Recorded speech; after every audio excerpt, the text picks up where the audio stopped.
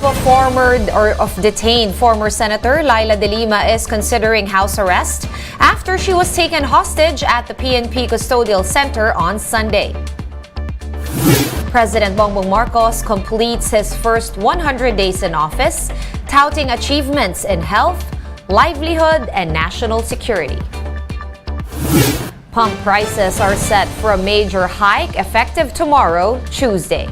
This comes on the back of OPEC implementing its biggest production cut since the onset of the pandemic. But here's some good news for Meralco customers. The power distributor has announced lower rates for the month of October on top of government-mandated rebates.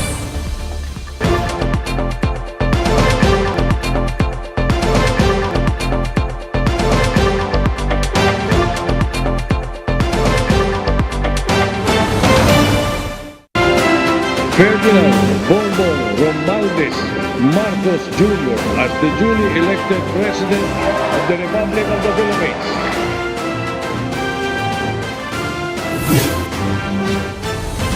Fast, focused, and fearless. Here's a roundup of stories we're watching now. I'm Sean Yao.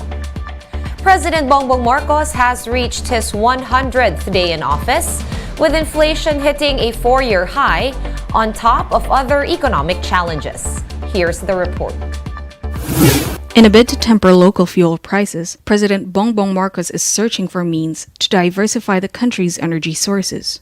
In an interview with Bloomberg TV, the president revealed that he has been in talks with Russia for possible fuel supply. The political side of it has been, of course, a little tricky, but nonetheless, the national interest comes first.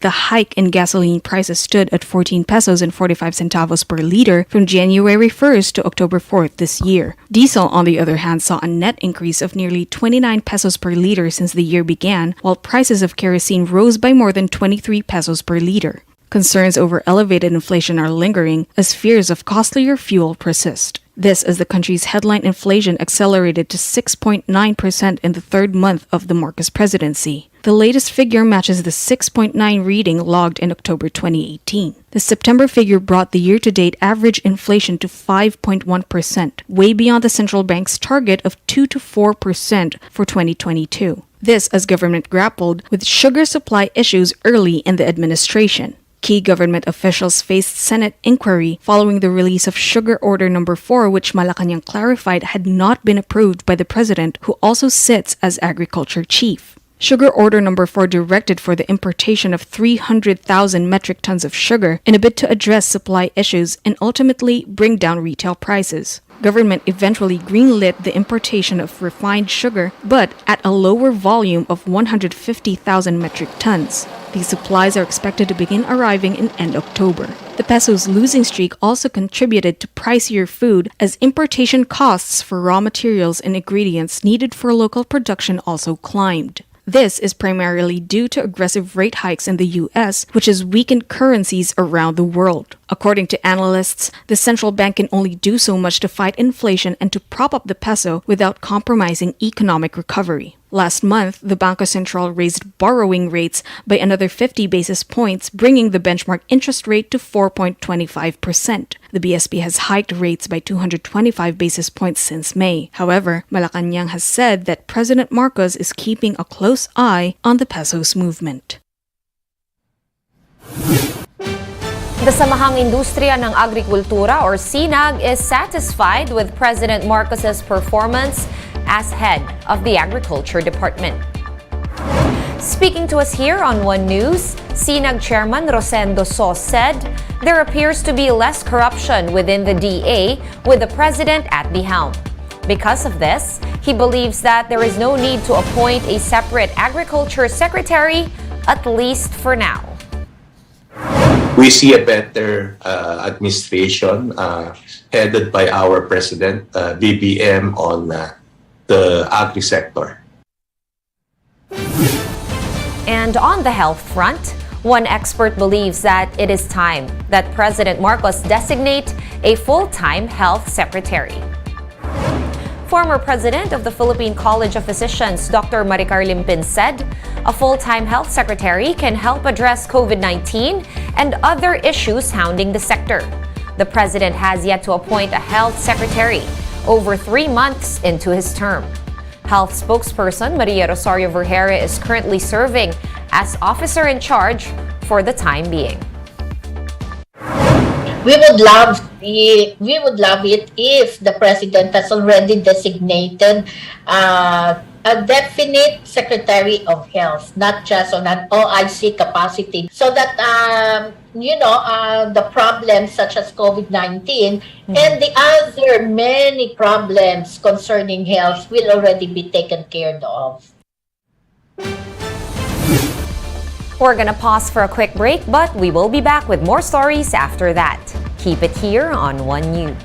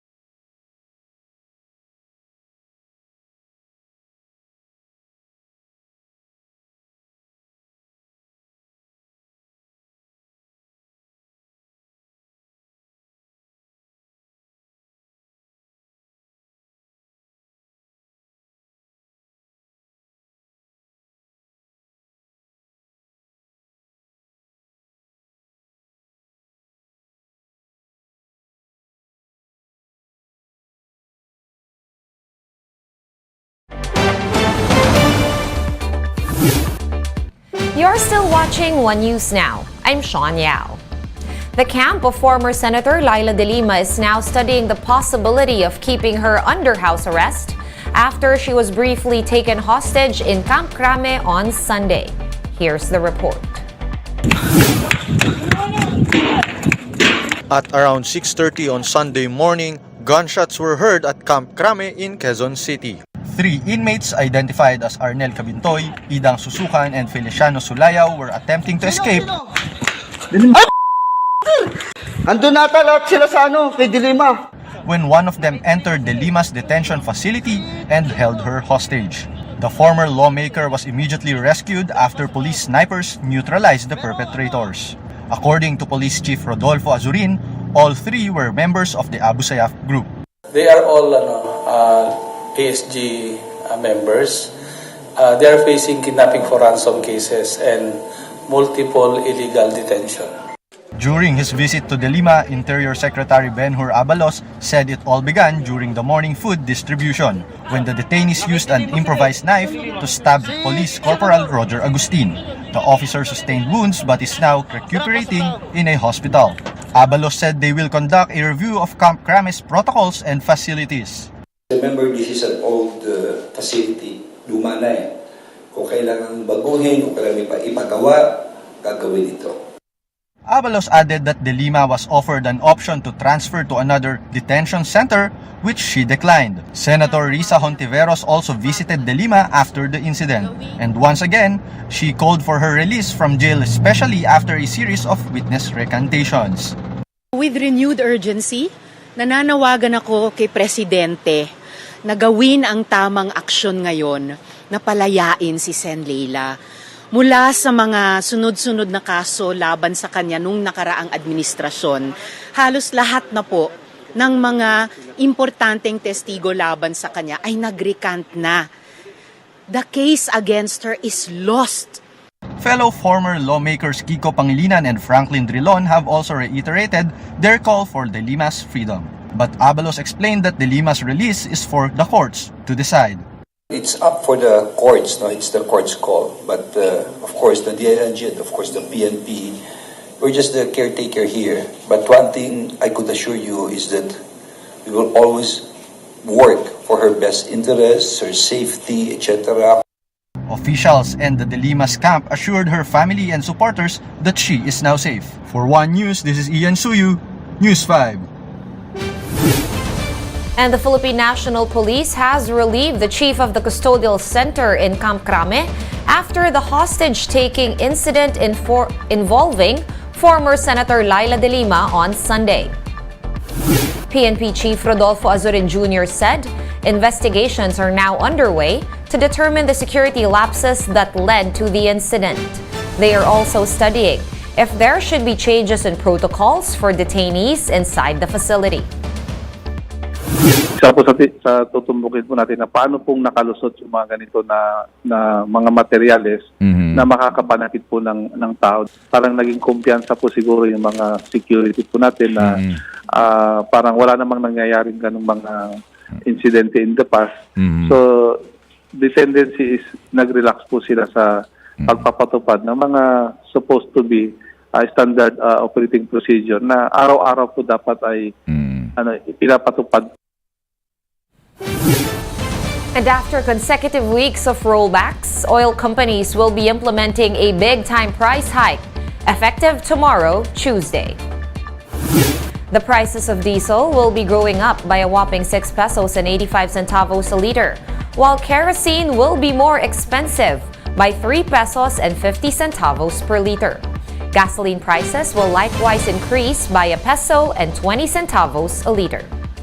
Pump prices around the world are going up after the OPEC, or the Organization of Petroleum Exporting Countries, decided to cut production by 2 million barrels a day.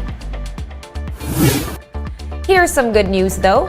Meralco will be implementing lower rates for the month of October.